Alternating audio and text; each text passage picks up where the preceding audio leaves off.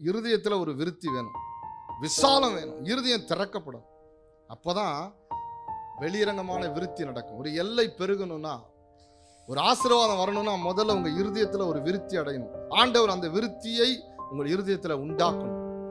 அந்த விஸ்டம், அந்த சந்தோஷம், அந்த வெளிப்பாடு, அந்த தூண்டுதலை கர்த்தர் உங்கள் இருதயத்துல உண்டாக்கும் போது, சூழ்நிலைகளிலும் மனோவிருத்தி மனதில் உண்டாகும் போது சுற்றிலும் கூட நீங்கள் விருத்தி அடைவீர்கள். கரங்களை உயர்த்தி அல்லேலூயா சொல்லுங்க.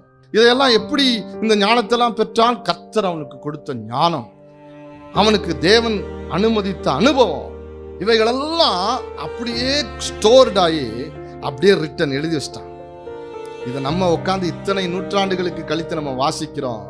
இதெல்லாம் நம்ம அப்படியே ஜபத்தோடு வாசிக்கும் போது இவைகளெல்லாம் எனக்கு என்னவா மாறுது? பிரயோஜனமா மாறுது. நான் எதை கவனிக்கணும்? அதனாலதான் சொல்றேன், என் போதகத்தை கவனி. என் போதகம் உனக்கு தீர்க்காயுசை கொடுக்கும். நீதிமொழிகள்ல சாலமோன் ஞானி சொல்றான், என் போதகம் 1005 பாடல்களும் என்னுடைய 3000 நீதிமொழிகளும் உனக்கு என்ன கொடுக்கும்? தீர்க்காயுசை கொடுக்கும், சமாதானத்தை பெருக செய்யும். ஆமென் சொல்லுங்க. வேதவச போதகம் ஒரு அனுபவசாலிகிட்ட இருந்து பெறுகிற போதகம், பரலோகத்தின் தேவனிடத்திலிருந்து ஞானத்தை பெற்ற ஒரு மனிதத்திலிருந்து பெறுகிற போதகம் என்னை காக்கிறது, எனக்கு இளைப்பாறுதலை கொண்டு வருகிறது, சத்துருக்கு விலக்கி என்னை பாதுகாக்கிறது. சரியான நேரத்தில் சொல்லப்படுகிற வார்த்தைகள் ஒரு மனிதனுடைய வாழ்க்கையில சுகத்தை கொண்டு வருகிறது, பலனை கொண்டு வருகிறது, ஆசீர்வாதத்தை கொண்டு வருகிறது, விடுதலையை கொண்டு வருகிறது.